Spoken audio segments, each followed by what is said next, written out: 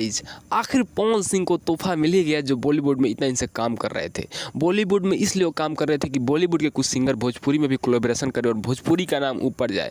हमने आपको बताया था कि पवन सिंह पैसे के लिए नहीं, अपने नाम के लिए, भोजपुरी नाम को ऊपर ले जाने के लिए काम करते हैं और वो काम आज पवन सिंह कर भी रहे हैं। तो जी हाँ गाइज, पवन सिंह सोनू निगम के साथ छठ का सॉन्ग कर रहे हैं। जी हाँ गाइज, जैसा कि आप अंदाज़ा लगा सकते हो और स्क्रीन पे वीडियो चल रहा है, देख भी सकते हो। तो पहले पूरा उस ऑडियो के साथ उस क्लिप को सुनिए, फिर आगे की बात करते हैं कि वो गाना कैसे होने वाला है।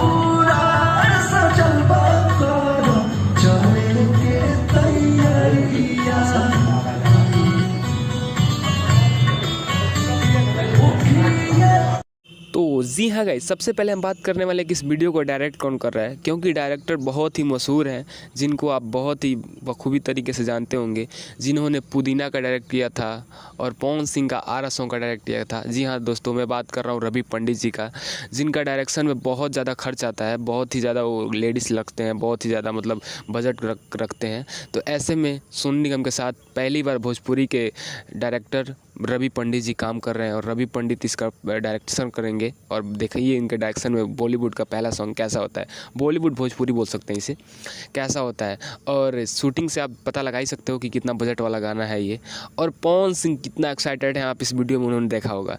तो जी हाँ गाइज, ये गाना बहुत ही जल्द आप लोगों के बीच आने वाला है।